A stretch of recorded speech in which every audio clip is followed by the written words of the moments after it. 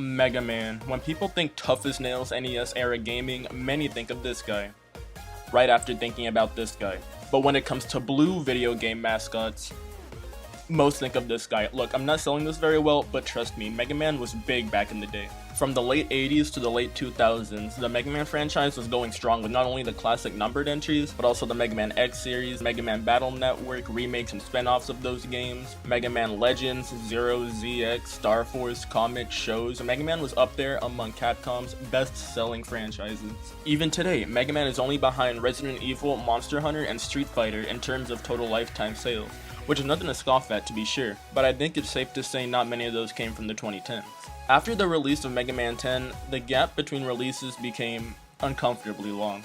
Sure, Mega Man didn't exactly disappear, but between the Mega Man crossover game, Mega Man being in a crossover game, and a few collections, yeah, things weren't looking so hot, at least not until Mega Man 11 in 2018. I can't blame them for putting the Blue Bomber on the shelf for so long though. It was pretty apparent that the large number of lifetime sales came from the sheer amount they were putting out, rather than each game selling particularly well on its own. Let me put it this way, according to this Wikipedia article, there are over 130 Mega Man games, and of those, only 5 managed to sell over 1 million copies.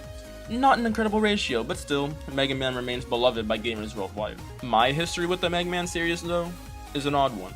I didn't grow up with the Blue Bomber by virtue of my teenage years happening during the great Mega Man drought of the 2010s, so my exposure to the series was primarily thanks to Flash animations I watched online in the late 2000s.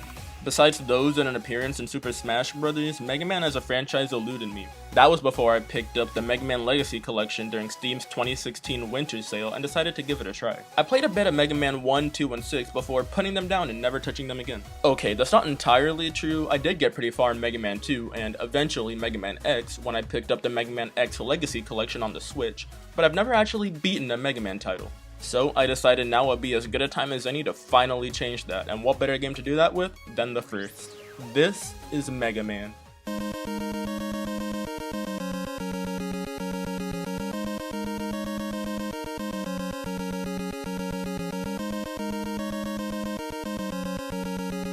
Alright, let's start by looking at the box art. I don't want to look at the box art, so the story is as follows. The year is 2000, and scientist Dr. Light has created robots to help humanity with everyday tasks that they might have trouble doing on their own, like moving boulders or working under extreme weather conditions. Everything's working as it should until one day the robots suddenly go out of control and things get bad thanks to the evil scientist Dr. Wily and his plan to take over the world. However, there is still one robot around to stop his evil plan, Rock, who becomes none other than Mega Man, and it's his job to defeat the 6 robots and Dr. Wily. He also has a sister, Roll, who's seen here and nowhere else. The game hardly tells you any of this for the record. It's an early-ish NES title, it was all in the manual, and holy shit, what happened here? Dr. Wright? Humanoids? Monsteropolis? According to the English manual, Wily, as Dr. Light's assistant, became disloyal and reprogrammed the humanoid robots that Dr. Light created for the good of Monsteropolis, so that he can control the world and its resources, and Mega Man was the only one that was able to resist reprogramming. But according to the original Japanese manual, Wily was never an assistant to Dr. Light, Wily never tried to reprogram Mega Man, and no place called Monsteropolis even exists. The story is super simple all things considered, but given the time period, I think it works. But for the game itself?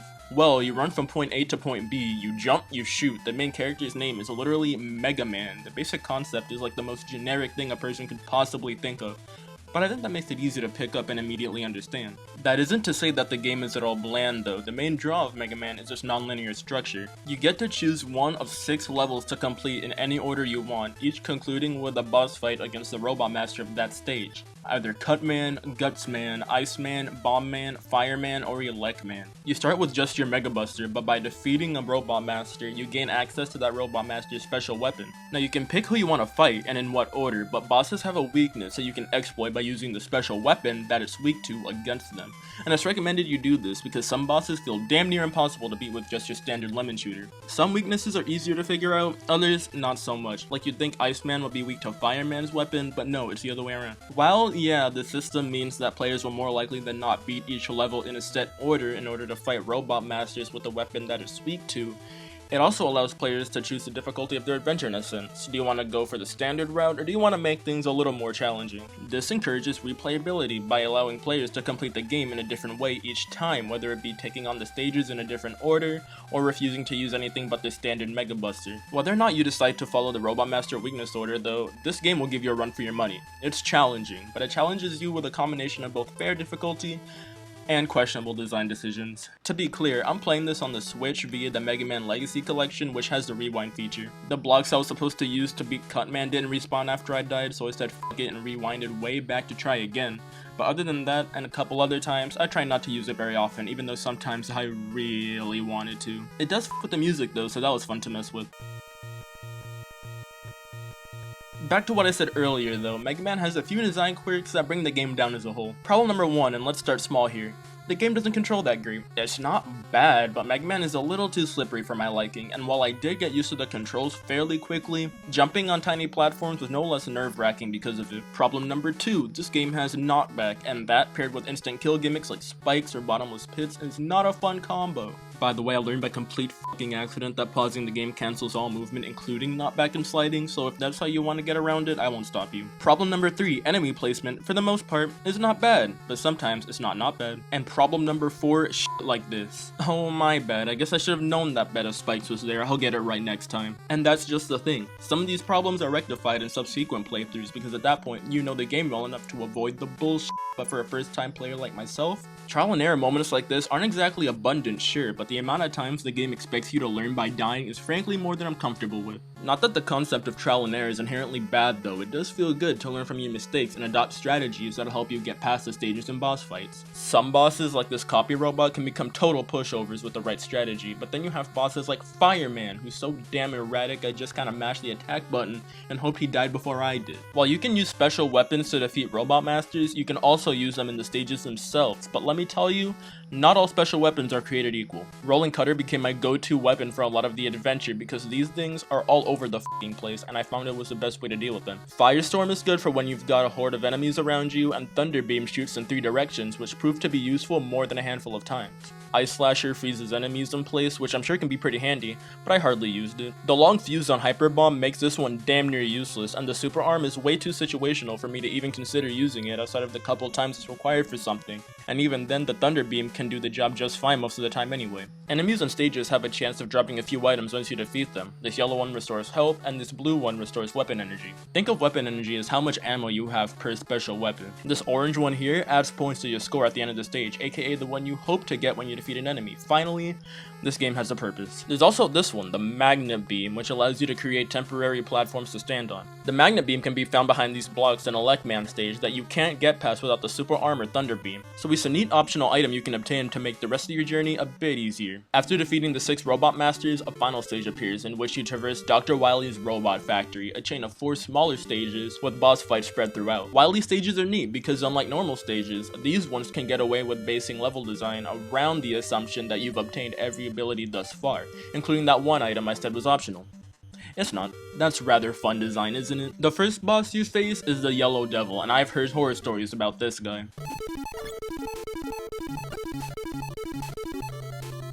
He's not that bad, I don't know what you guys are talking about. In the second Wily stage, you refight Cutman and Elec Man before the battle against ourselves? In the third stage, you fight a bubble, and in the final Wily stage, you have a boss rush against 4 previous Robot Masters, and can I just say right now, I hate boss rushes. At their best, they're boring, as they usually consist of bosses you've already beaten before, and at their worst, they're incredibly irritating, especially when you lose a life partway through and are forced back to the beginning of the gauntlet left to defeat those bosses you've already taken down, just to get back to the one that actually gave you trouble. With that said though, this one isn't too bad, and good thing too, because directly after is the final boss fight with Dr. Wily himself. He fights you in this machine. It has 2 forms, but it really wasn't any more difficult than any of the other bosses. A few hits later, and his contraption is down for the count. Wily begged for forgiveness, and Mega Man runs back home in this pretty cool credit scene. Ending Mega Man 1.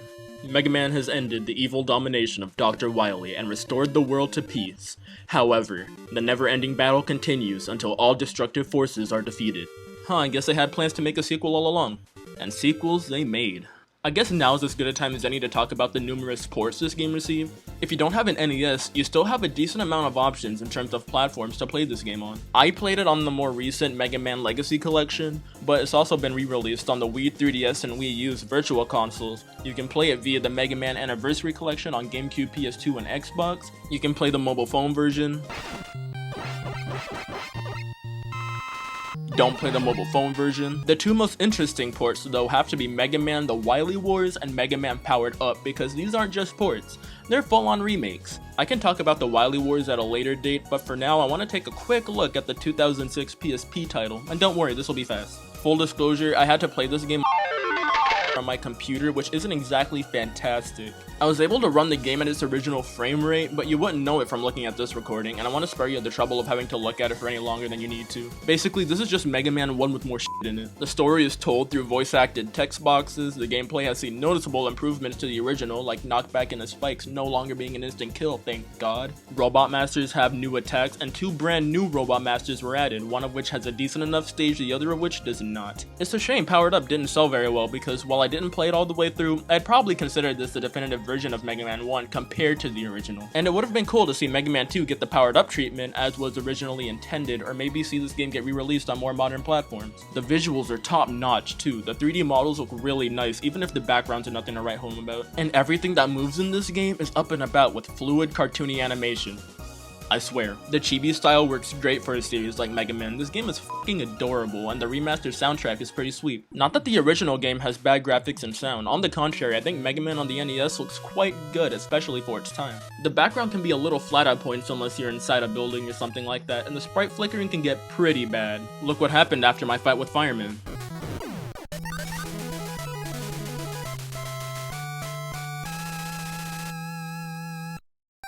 Even Mega Man's had enough of his shit. If that ain't proof that this is the worst boss in the game, I don't know what is. At least the theme that plays when you're fighting these guys is pretty good.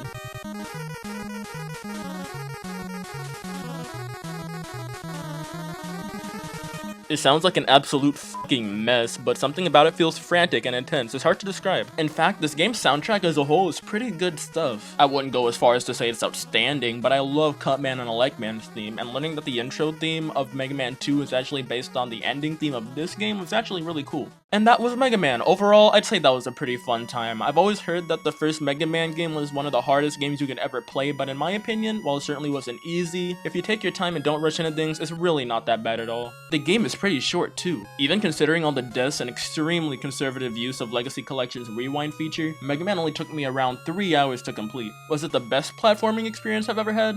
No, but for the most part, I still enjoyed myself. If this game is anything to go by, as someone who has very limited Mega Man experience, I can see the potential in this. The ideas Mega Man presents are legitimately interesting. Being able to choose the order in which you play the levels and consequently which weapons you have access to when you play through them is intriguing. Hell, even just having this many weapons at your disposal in the first place makes Mega Man extremely captivating. As someone who mostly grew up with Mario and Sonic, 2 other series of platformers that, while great in their own way, have a more run-of-the-mill setup. They really had something going here, and while I don't consider this game incredible by any means, I do consider it a decent game and an excellent way to plant the seeds for what would later become one of the longest running, most beloved video game franchises of all time. Assuming it really does go uphill from here, of course. I'm super eager to play the rest of the series, if only to see how things progress gameplay-wise. The disappearing reappearing blocks weren't exactly fun. I hope those don't become a mainstay in the series, but I am really excited to see how they handle the scoring system from now on.